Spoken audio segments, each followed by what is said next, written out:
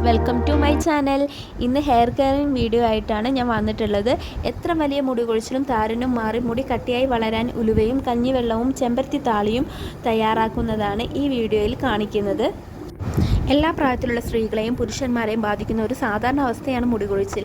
ജനിതകശാസ്ത്രം, hormone മാറ്റങ്ങൾ, മരുന്നുകൾ, സമ്മർദ്ദങ്ങൾ, പോഷകാഹാരക്കുറവ് എന്നിവയുൾപ്പെടെ നിരവധി ഘടകങ്ങളിൽ ഇത് സംഭവിക്കാം. എനിക്ക് മുടികൊഴിച്ചിൽ ഒരുപാട് നാളായിട്ടുണ്ട്. ഇപ്പോൾ കുറച്ച് അധികമായി തോന്നി തുടങ്ങിയപ്പോൾ എന്തെങ്കിലും ഒന്ന് ചെയ്യണമെന്ന് ഞാൻ കരുതി. മുടിയുടെ അറ്റം നന്നായിട്ട് പിളരുന്നുണ്ട്. ഇതുപോലെ മുടിയുടെ അറ്റം പിളരുന്നുണ്ട് നിങ്ങൾക്കെന്നുണ്ടെങ്കിൽ ചെറിയ രീതിയിൽ മുടിയുടെ അറ്റം മുറിച്ച് കളയാട്ടോ. ഞാൻ അങ്ങനെ ചെറിയ രീതിയിൽ മുടിയുടെ അറ്റം ഒന്ന് മുറിച്ച് കളഞ്ഞിട്ടുണ്ട്. പിന്നീട് ഞാൻ വിചാരിച്ചു നല്ലൊരു ഹെയർ പാക്കൊക്കെ മുടിയിൽ അപ്ലൈ ചെയ്തിട്ട് തലയ്ക്കൊന്ന് താളി ഉപയോഗിച്ചിട്ട് കഴുകി കളയാമെന്ന് കരുതി. അതിന് വേണ്ടിയിട്ട് ഒരു സ്പൂണ് ഉലുവ എടുത്തു. ഒരു സ്പൂൺ ഉലുവ എടുത്തിട്ട് ഒരു പാത്രത്തിലിട്ടിട്ട് നല്ല വെള്ളം ഒഴിച്ചിട്ട് കുതിർത്തി വയ്ക്കുക ചെയ്യുന്നത്. തലേ ദിവസമാണിത് ചെയ്യേണ്ടത്. എന്നിട്ട് ആ ഉലുവ നല്ല രീതിയിൽ അരച്ചെടുക്കുക കേട്ടോ.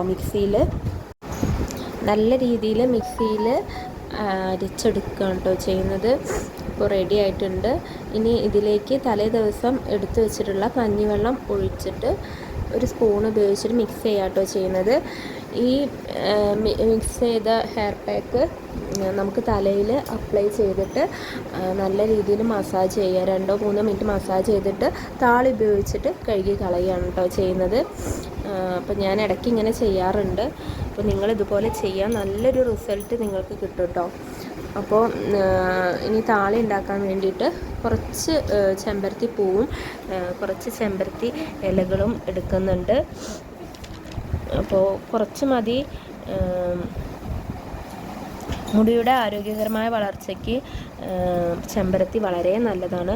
മുട്ടോളം മുടിയൊന്നും ഇല്ലെങ്കിലും ഉള്ള മുടി കേടുപാടൊന്നും ഇല്ലാതെ വളരണം എന്ന് ആഗ്രഹിക്കുന്നവരാണ് നമ്മൾ. അപ്പോൾ ചെമ്പരത്തി നല്ല രീതിയിൽ നമ്മൾ താളി ഉണ്ടാക്കുകയാണ് ചെയ്യുന്നത്. അതിനായിട്ട് ചെമ്പരത്തീൻ്റെ പൂവും ഇലയും നല്ല രീതിയിൽ കഴുകിയെടുത്തു. വേനൽക്കാലമല്ല, ഒരുപാട് പൊടിയൊക്കെ ഉണ്ടായിരിക്കും. അതുകൊണ്ട് ഇലയും പൂവും നല്ല രീതിയിൽ കഴുകിയെടുത്തിട്ട് കുറച്ച് വെള്ളം ആ പാത്രത്തിൽ ഒഴിച്ചിട്ട് നല്ല രീതിയിൽ കൈ ഉപയോഗിച്ചിട്ട് അതിൻ്റെ നീര് പിഴിഞ്ഞെടുക്കുക കേട്ടോ ചെയ്യുന്നത്.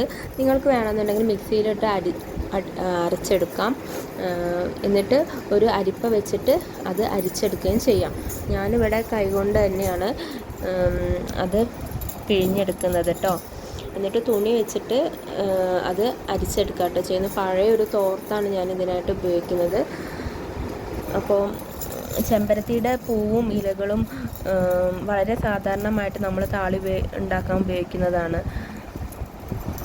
ഈ മിക്സ് തലയോട്ടിയിൽ നല്ല രീതിയിൽ തേച്ച് പിടിപ്പിച്ചിട്ട് നമ്മൾ കഴുകി കളയാട്ടോ ചെയ്യുന്നത്. ആദ്യം ഉലുവ തേക്കുക. അതിനുശേഷം 2-3 മിനിറ്റ് മസാജ് ചെയ്തതിന് ശേഷം ചെമ്പരത്തി താളി ഉപയോഗിച്ചിട്ട് കഴുകി കളയുക. ഇങ്ങനെയാണ് ചെയ്യേണ്ടത് കേട്ടോ. ഞാനിപ്പോൾ ഒരു പഴയ തോർത്തുകൊണ്ട് ഈ നീര് പിഴിഞ്ഞെടുക്കുക കേട്ടോ ചെയ്യുന്നത്. നല്ല രീതിയിൽ പിഴിഞ്ഞെടുക്കുന്നുണ്ട് കേട്ടോ. അപ്പോൾ താളി ഏകദേശം റെഡി ആയിട്ടുണ്ട്.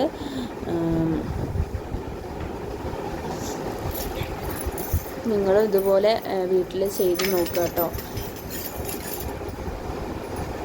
താളിക്ക് നല്ലൊരു കട്ടിയൊക്കെ വന്നിട്ടുണ്ട് കേട്ടോ. കണ്ടില്ലേ? ഇപ്പോൾ താളി റെഡി ആയിട്ടുണ്ട്. അപ്പോൾ ഈ വീഡിയോ ഇഷ്ടമായാൽ നിങ്ങൾ ലൈക്ക് ചെയ്യുക, കമൻറ്റ് ചെയ്യുക, ഈ ചാനൽ സബ്സ്ക്രൈബ് ചെയ്യുക കേട്ടോ.